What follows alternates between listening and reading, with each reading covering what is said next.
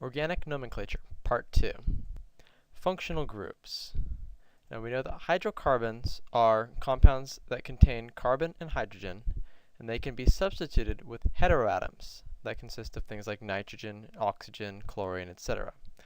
Now, functional groups are parts of a molecule that take advantage of these heteroatoms. They contain things like oxygen and nitrogen. They are called substituents, and the word substituent comes from substitute, where they replace hydrogen on a hydrocarbon.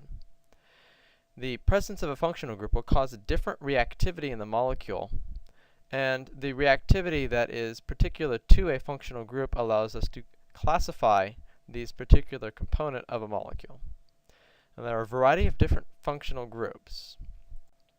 The first one we're going to look at is called an alcohol. An alcohol will substitute a hydrogen with an OH. If I have a generic alcohol, you'll see that the OH is the component of the alcohol.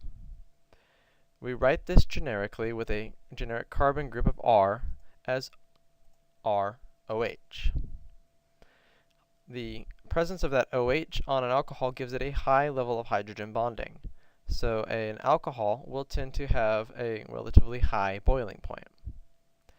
Common alcohols are things like ethanol, which are present in spirits, isopropanol, rubbing alcohol. They're common substances that are found frequently. Ethanol, for instance, has 2 carbons on the alcohol.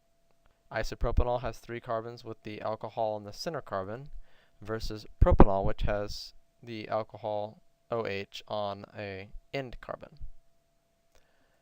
Ethers are a type of functional group where an oxygen links 2 carbons together. For instance, here we have the oxygen joining 2 carbons. Generically, this is written as ROR. The ether lacks the hydrogen bonding of an alcohol, so tends to have much lower boiling points. They are common as solvents, and things like diethyl ether, for instance, here you see, were used as some of the original anesthetics. Diethyl ether has 2 ethyl groups joined by the oxygen. Things like methyl butyl ether, there are a variety of different ethers where we have a carbon joined to another carbon by an oxygen. Aldehydes are functional groups where a carbon is bonded both to a hydrogen and then double bonded to an oxygen, like this formaldehyde molecule. You see the carbon double bond O and then to an H. Generically, this is written with R as the other side of the carbon, and the R can be either a hydrogen or a carbon group in an aldehyde. They're often used as preservatives, perfumes, plastics. For instance, acetaldehyde is a metabolic product of ethanol. If you drink ethanol, your body converts it to acetaldehyde, which looks like this. You can have propanol, which is a propane aldehyde. Acetaldehyde is an ethane aldehyde. Formaldehyde, the first one, is a methane aldehyde, and that's used for preserving things. Ketones are groups where a carbon is bonded to 2 different carbons and then double bonded to an oxygen, something like this, where you see the carbon linked to 2 carbons. Generically, a ketone has 2 R groups where both R groups must be carbons. Acetone, for instance, is used as a fingernail polish remover. It's an example of a ketone that you see on the screen. Another example of a ketone is butanol, which is butanone, which is a 4-carbon ketone. Carboxylic acids are a functional group where carbon is bonded to an OH and then double bonded to an oxygen. Something like formic acid, you see here the carbon double bonded to an O and then an OH. Generically, you have the R group off of that, and the R group can either be an H or a carbon group. Typically, carboxylic acids are weak acids, like acetic acid. Acetic acid is present in vinegar and gives it its characteristic smell. Salicylic acid, which is used to produce aspirin. Formic acid, which is a component of red ant bites. All of these are examples of carboxylic acids. We have formic acid. This is acetic acid. And this is salicylic acid. Esters have a carbon that is bonded both to an oxygen that links it to another carbon, just like an ether, and then double bonded to an oxygen. So if we look at this molecule, the ester component is this outlined component here with an oxygen double bonded to a carbon that is bonded then again to another oxygen that links it to a second carbon. Generically, an ester will have two R groups where one of the R groups must be a carbon, the second one doesn't have to be. Esters are common biomolecules. They are odorants, which means that they cause a lot of familiar odors like the smell of banana or strawberry.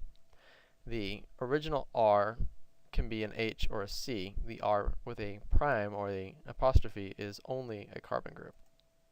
Methyl methacrylate, which is at the top right-hand corner of the screen, is often used in plexiglass. The synthesis of aspirin from salicylic acid takes the alcohol and transforms it into an ester, where you see this linkage O, double bond O to a carbon, and then another oxygen that is then bound to a second carbon. Amines are a functional group that takes advantage of nitrogen. They are essentially functionalized ammonia. They are an ammonia molecule that has at least one carbon on the nitrogen base, replacing a hydrogen in the NH3. For instance, methylamine here has one carbon instead of an H when would have been an NH3 otherwise.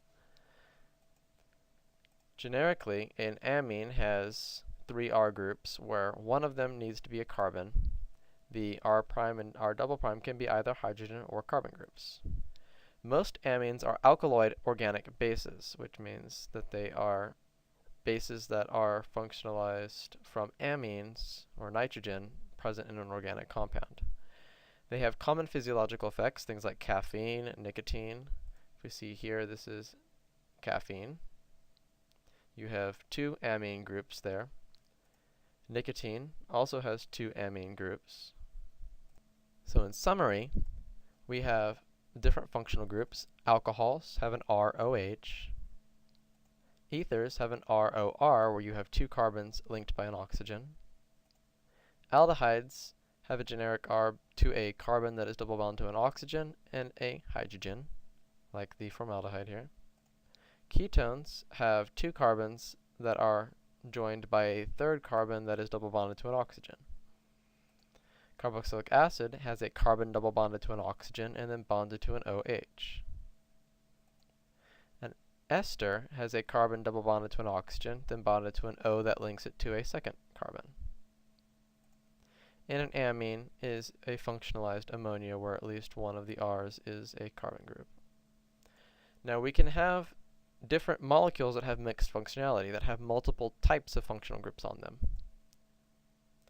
For instance, the compound vanillin has an ether, an alcohol, and an aldehyde. We see the aldehyde at the top, the ether at the right-hand side, and the alcohol at the bottom. The compound aspirin has both a carboxylic acid and an ester. If we look at the carboxylic acid as the top right-hand portion, and the ester is the bottom right-hand portion.